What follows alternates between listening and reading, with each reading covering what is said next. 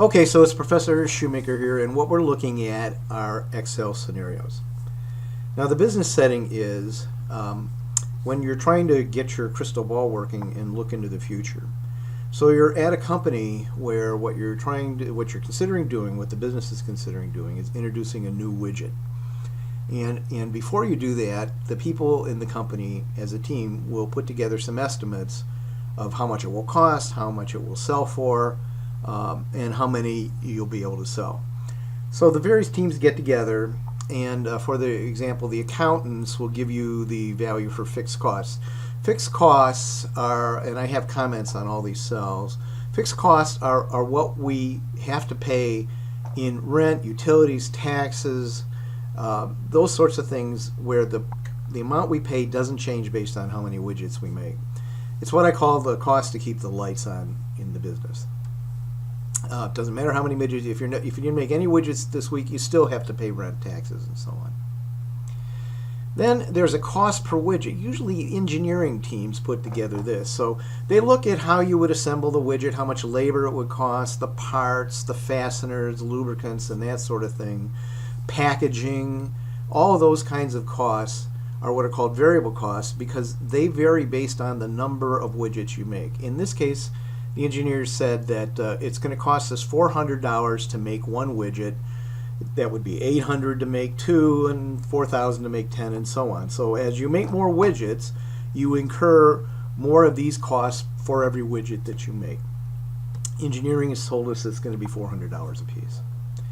Now the marketing people said, well, how many of these things are we going to sell? And they say, well, we think we'll be able to sell 18,000 of them at $650 a piece. So it's up to marketing to understand the market and what customers will buy and how much they'll pay for it. So marketing says that if we price them at $650, we think there are we will sell 18,000 widgets at that price. So these numbers up here are all the estimates that the various teams, the accountants, the engineers, the marketing people come up with.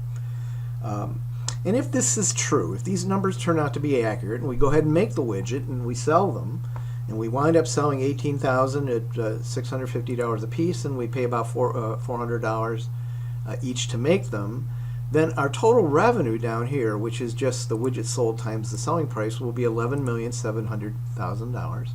Our costs, which are the fixed costs up here, times the variable cost per widget, times the number we sell, that cost would be $9,200,000, and we would have a net profit, which is revenue minus costs, of $2,500,000. Well, that seems pretty good. We're going to make a lot of money selling this widget, but only if these estimates turn out to be right. And what if they're not? So prudence would tell you that when you're going ahead and trying to decide whether to make this investment and build all these widgets and hope that you'll be able to sell them with that kind of money, what if these numbers or these estimates are just wrong?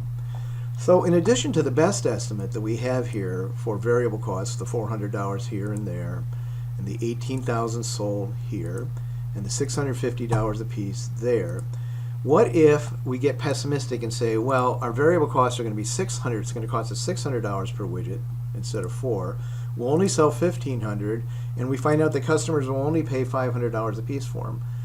If we had those numbers plugged in, then what would happen to our net profit? It's going to be less. Maybe we'd lose money.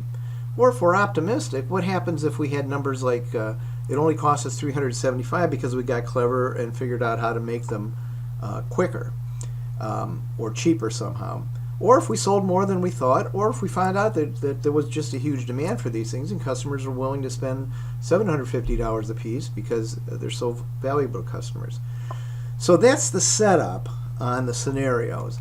These each are scenarios of what could happen in the future. This is what we think will happen, but we could be wrong, or we could be wrong by being way too, our numbers didn't turn out that well, they're pessimistic, or if we turned out to be optimistic. So that's the basic setup on the problem. In the next video, I will show you how to go about creating the scenario and actually running it in Excel.